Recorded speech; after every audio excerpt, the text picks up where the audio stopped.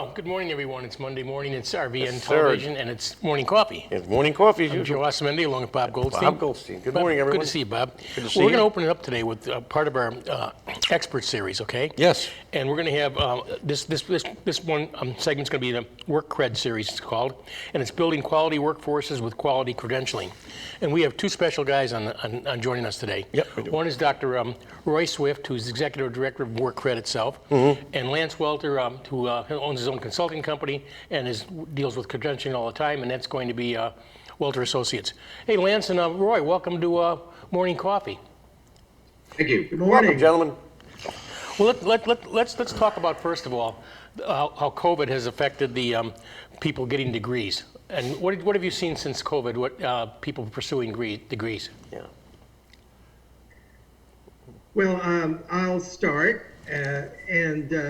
COVID has had a big effect on frontline workers, as you know, in the hospitality arena. And it's also brought up the whole idea that there's probably a need for upskilling as things change. And people also understanding that maybe they've been in occupations that aren't that stable and need to transfer and figure out a pathway to a new type of job that may have more stability in times of trouble and times of economic issues. Good. Interesting. Yeah. Go ahead. One of the things that we were also talking about is there seems to be a drop in college applications. Yeah. So one of the things that I would suspect that happened is because people want to spend time getting into the workforce quicker, and you need an alternative way rather than spend 4 years. You want to address that? Yeah, and the interesting thing and really concerning is that people who have been frontline workers tend to be the majority of the population that go to community colleges, and we know that the decrease in students at the community colleges is greater than at the universities, which is a very concerning statistic because it often is the people who are looking at technical education that need to be able to upskill and obtain the skills that they need in a very quick manner. And the community college certainly are a great place for that. But in these times of economic issues, people don't have the money. If you're so worried about your personal issues of food and childcare and things of this sort, you just have to keep a job full time in order to make that go, and education often is delayed because of that. So it's a double whammy. Go ahead, Larry. Dovetail on that, I sit as a chair of our scholarship here in the city of Chicago. We give 67 scholarships away each year to 67 students. Throughout the state, we give 343. Normally, because it's a rolling scholarship, we have maybe up to 30 scholarships every year. So for the past 10, 15 years, I will get 200-300 applications for just those 30 scholarships, which is not really good numbers, but that's the way it is. So this year was the same. We had 30 scholarships to give, and I only got 25 applications. Now, you can look at this 2 points. I think it dovetails what Dr. Swift was just saying, that people are more concerned about putting food on their table than going to school. And even though the scholarship would help pay, it's still time out of their daily life. So with that, the fact that a lot of the, like Dr. Swift said again, that a lot of the two-year schools are losing enrollment. Now, I wrote a report for one of my consultant clients, and the number was like 520,000 students. They're down this year alone, coming into the 2021 year academic schedule. Wow. So the data shows that, they're down, schools are scrambling, and there's got to be a better way. This has also made schools think more about how to totally support students.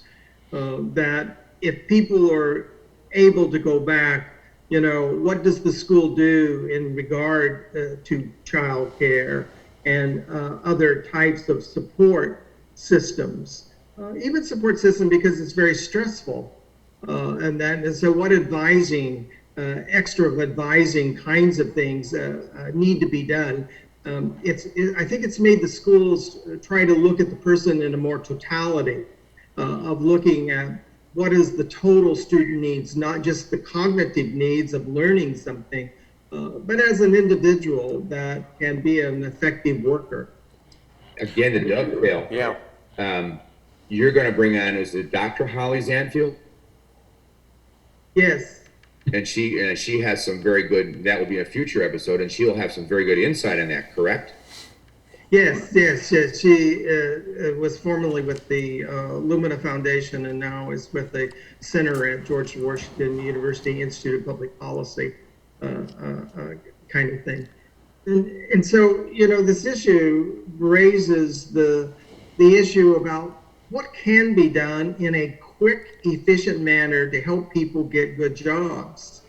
And we think that short-term certificates and certifications are really one of the answers to short pathways to good jobs. Because often some certifications may not require a degree, but some experience that somebody may have, and it's a matter of taking the examination and being able to demonstrate to employers and signal what the skills are that they may have. There are also many short-term certificate programs out there at the community college level, at the university, frankly, and then the professional societies. We often forget the professional societies is one of the areas that is a major contributor to education in this country.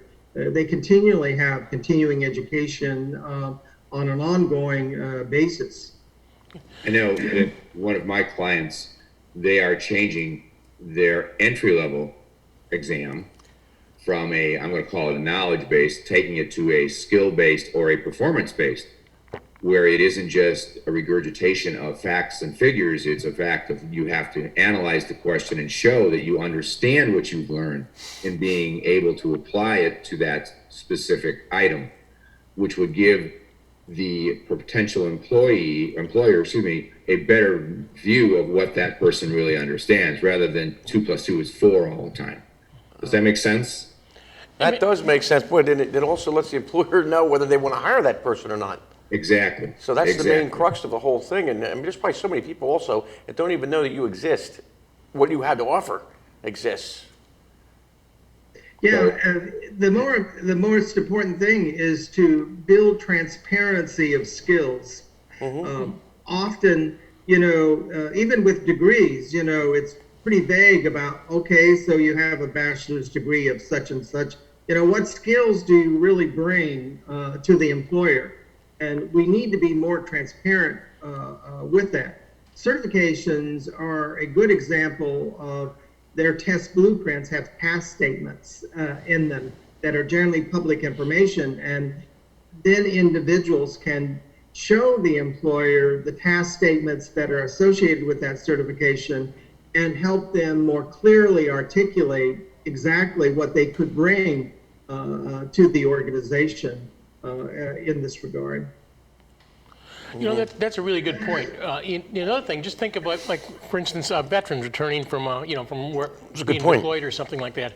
Rather than sit in the classroom, which is kind of foreign to them right now, you can look at their skills and translate them into the private sector. And I think that's really important, and also get them into a certification somewhere where they can get a job so much quicker coming back from the military to the private sector. That's important. That's an important point, Joe. What, this should be automatic when they're coming out. Just get it right to them. Good point. Yeah. Can I go back real quick to my scholarship? I got one story. Sure, absolutely. Yeah. Once you get the scholarship, you may keep it for 4 years as long as you have a 3-point average. If you go below a 3-point average, unfortunately, we pull it back. So I received an email from a young lady who was at a 266 on a 4. All right, so theoretically she was outside the parameters. And what she had said, and I think this is also a data point, she said that she started out in school last year prior to COVID, and then in March everything shut down. And then she went back in the fall, but in the fall it was already a hybrid or remote, actually. And she just couldn't adapt. Wow. She went to her room, got on her computer, and she just couldn't adapt. There was no motivation, there was no socialization, there was no, like, what we would call water cooler conversations. Yeah. And she said, I just blew the whole semester. And I think that's another issue with this COVID situation, and the scholarship people are having a difficult time and looking for other ways out. Does that make sense? Well, Very much so. Yeah, Emotional. To get on your point there, what will be underneath the COVID? Don't you think you should be a little more relaxed on that 3 point? What's the difference between a B minus, C plus, and a B? In my book, nothing. I'm sorry. In my book, nothing, Joe. Right, that's what I was saying. So, because I can understand that. So, when you're looking at that, just to lower the parameters, to make adjustment for people not having the academic experience they expected would make sense to me. Yeah, application. That is the reason there's a call for more competency-based education in this country. Yeah. Right. Replacing grades. Most of the time they don't go that far and say replace grades, but competency-based education is one that is important, because then it's very concrete and transparent as to what it is that somebody gains from taking a particular course or certificate or whatever, versus that you got a B in that class. The transcript would be more important to the employers if we listed the competencies associated with each of the courses on the transcript, so that transcript would become more meaningful for employers. And that gets you skill-based resume, right? Right. Yeah. Well, that's really important, because a lot of people are just good test takers. And, That's true. And other people don't do well on tests, but they really have the skills to do the job. And you're right. You look at somebody's. Remember, everybody used to look at transcripts all the time. That doesn't really tell you if you're competent about doing a job. All it tells you is you can take good tests. And a lot of people are book smart, but they have no common sense. That's right. That's exactly right. And it's more accurate, because if you have competencies, there's no secret about what is going to be asked of you. If the competency is describing something, or the competency is identifying something, the competencies is demonstrate something, synthesize information, it's very specific, and the student knows what's expected of them. Often when there is not clear outcomes, learning outcomes of a course, then it's very vague about what the student really has to know. So that's another reason that we begin to look at this whole issue of competency-based education, and that's why we think certifications are so important, because they are competency-based. Wouldn't you think that by going competency-based, it would take a lot of the stress, because you were learning something and you can actually demonstrate what you learned, and it become a more of a natural way of testing and a skill-based, rather than what do I have to learn? That's a question, I don't know. Yeah. Yeah, I think so. It does put more pressure on the faculty. Right. The faculty has to be more accountable. Right. Because if you say, this is what I'm going to really teach and test, then you have to do that. You cannot deviate.